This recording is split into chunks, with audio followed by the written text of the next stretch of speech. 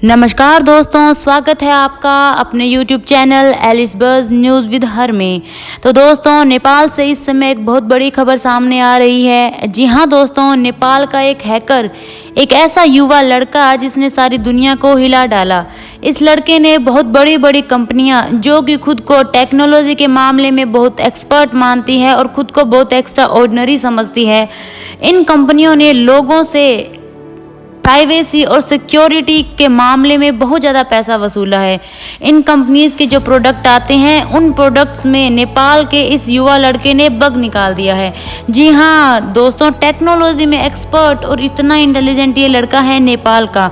इस लड़के ने बहुत बड़ी बड़ी मल्टीनेशनल कंपनीज के जॉब ऑफर भी ठुकरा दिए हैं। इसके बारे में हम पूरी चर्चा करेंगे कि कैसे नेपाल का एक कॉमन सा, एक सामान्य सा लड़का बना इतना बड़ा इंटरनेट हैकर।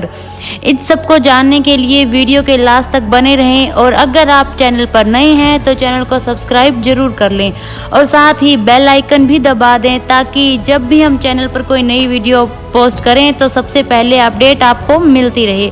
तो आइए अब आगे बढ़ते हैं और वीडियो को शुरू करते हैं। सबसे पहले आप जान लें कि वैसे तो नेपाल को टेक्नोलॉजी में बहुत ज़्यादा बैकवर्ड समझा जाता है, परंतु नेपाल की नई जनरेशन ने, नेपाल के यूथ ने इस बात को गलत प्रूव कर दिया है। उन्होंने साबित कर दिया है कि टेक्नोलॉजी में नेपाल को अंडर एस्टिमेट करने का वक्त अब चला गया। और इस बात का एक सबसे बड़ा एग्जाम्पल आपके सामने है नेपाल का पंकज। पंकज एक इंटरनेट हैकर है। सबसे पहले तो आपको बता दें कि हैकर होता क्या है। दरअसल दोस्तों, हैकर वो पर्सन होता है जो इंटरनेट और टेक्नोलॉजी का यूज़ करके किसी भी कंपनी, किसी भी व्यक्ति, बिजनेस, किसी भी एप्लीकेशन या किसी भी साइट को अपने कंट्रोल में ले सकता है। वैसे तो हैकिंग को गलत माना जाता है और ये एक साइबर क्राइम भी है, परंतु पंकज हैकिंग की पॉजिटिव साइड पर काम कर रहा है। पॉजिटिव साइड का मतलब हुआ कि पंकज हैकिंग तो करता है परंतु हैकिंग से किसी का नुकसान नहीं करता और ना ही वो हैकिंग से इनडायरेक्टली या इलीगली पैसा कमाता है। वो हैकिंग का यूज़ कर लीगल तरीके से पैसा कमाता है। अब बात करते हैं कि पंकज ने ऐसा क्या किया कि सारी दुनिया में वो चर्चा का विषय बन गया है। तो आपको बता दें कि पंकज ने सबसे पहले एक बहुत बड़ी कंपनी सैमसंग, जिसके टीवी, मोबाइल, फ्रिज सब आते हैं, उस सैमसंग कंपनी का एक स्मार्ट टीवी को हैक किया और उस टीवी के सिस्टम में एक ऐसा बग ढूंढा कि इस बग की हेल्प से कोई भी पर्सन सैमसंग के स्मार्ट टीवी को हैक कर सकता है और उसे अपने कंट्रोल में ले सकता है। इस बग को निकालने के बाद पंकज ने सैमसंग कंपनी से कांटेक्ट किया और इस बग की इंफॉर्मेशन उन्हें दी और इसके साथ ही सैमसंग टीवी में बग निकालने के बाद वो दुनिया के पहले ऐसे आदमी बन गए हैं जिन्होंने एक टीवी में बग निकाल दिया। जी हाँ दोस्तों, अब तक ऐसा पहले कभी भी नहीं हुआ है। नेपाल के लिए एक बड़े गर्व की बात है कि पंकज दुनिया के पहले व्यक्ति बन चुके हैं जिन्होंने स्मार्ट टीवी या यूं कहें कि किसी भी प्रकार के टीवी में बग निकाला है।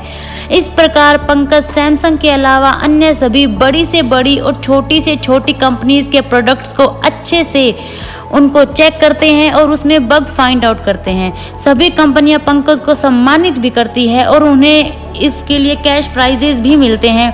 क्योंकि पंकज बग फाइंड आउट करने के बाद रिलेटेड कंपनी को इसकी इन्फॉर्मेशन देते हैं जिससे कि वो कंपनी अपने प्रोडक्ट में सुधार कर सके। सैमसंग कंपनी ने तो अपने टीवी में इतनी बड़ी बग फाइंड आउट करने के लिए पंकज से प्रभावित होकर के उन्हें एक अच्छे सैलरी पैकेज के साथ जॉब ऑफर की, परंतु पंकज ने इस ऑफर को रिजेक्ट कर दिया। सैमसंग कंपनी के बाद पंकज ने एप्पल कंपनी के प्रोडक्ट्स में भी बग फाइंड आउट किया। एप्पल कंपनी जो कि अपने प्रोडक्ट्स की कीमतों के साथ साथ उनकी सिक्योरिटी और प्राइवेसी को लेकर दुनिया की अन्य सभी कंपनी से टॉप पर है, उसके प्रोडक्ट्स में पंकज ने बग फाइंड आउट कर दिया। बड़े बड़े सेलिब्रिटीज, बिजनेसमैन या यूं कहें कि अमीर लोग एप्पल का प्रोडक्ट ही खरीदते हैं और इसका साफ सीधा रीज़न है कि एप्पल के फ़ोन ऐसी सिक्योरिटी और प्राइवेसी सर्विस प्रोवाइड करते हैं जो अन्य फ़ोन कंपनीज नहीं प्रोवाइड कर पाते। एप्पल अपने यूजर्स के डाटा को चोरी होने नहीं देता और उन्हें प्रोटेक्शन प्रोवाइड करता है, परंतु पंकज ने एप्पल के प्रोडक्ट्स में भी लूप होल फाइंड आउट कर दिया है। यदि आप लोग बग को लेकर कंफ्यूज है कि बग क्या होता है तो मैं आपको बता दूं दोस्तों कि बग का मतलब एक ऐसे लूप होल से है जिससे कि कोई भी व्यक्ति उस होल से उस कंपनी का डाटा पूरी तरह से चुरा सकता है। पंकज ने एप्पल के प्रोडक्ट में बग फाइंड आउट करने के बाद जब इसकी इन्फॉर्मेशन एप्पल को दी तो एप्पल भी हैरान हो गया कि कैसे नेपाल के एक छोटे से बच्चे ने, जिसकी उम्र भी अब तक केवल 22 वर्ष है, उसने बिना कोई बड़ी टेक्नोलॉजी का उपयोग किए कैसे सिर्फ एक फ़ोन की सहायता से इतना बड़ा लूप होल फाइंड आउट कर लिया।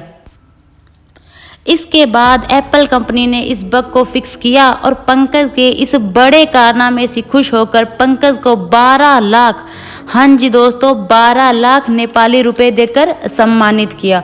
इसके बाद पंकज भी काफ़ी इनकरेज हुए और उन्होंने एप्पल के प्रोडक्ट्स में फिर से एक और बग फाइंड आउट किया और फिर से पंकज की इंटेलिजेंसी को देखकर एप्पल कंपनी ने पंकज को एक ऑफर प्रोवाइड किया जिसमें कि पंकज को करोड़ों रुपए का ईयरली पैकेज के साथ साथ उन्हें जॉब दिया जा रहा था और वो भी यूएसए में एप्पल के हेडक्वार्टर पर। यूएसए में जॉब करना, वो भी एप्पल जितनी बड़ी कंपनी में, ये तो हर एक युवा के सपने सच होने जैसा है। परंतु पंकज ने ये ऑफर भी रिजेक्ट कर दिया और उन्होंने कहा कि मैं नहीं चाहता कि मैं किसी एक कंपनी के अंडर काम करूं क्योंकि मुझे अपनी फ्रीडम सबसे ज़्यादा प्यारी है। इसके आगे पंकज ने कहा कि मैं हर बड़ी से बड़ी और हर छोटी से छोटी कंपनी में अपने हिसाब से यानी कि एकदम फ्रीली काम करना चाहता हूं, जिससे कि अधिक से अधिक कंपनियों को फ़ायदा हो और वो अपने प्रोडक्ट्स के लूप होल को सही कर सके। नेपाल के लिए इससे ज़्यादा गर्व की बात और क्या होगी कि वहाँ की यूथ अपने दम पर देश विदेश में धूम मचा रही है।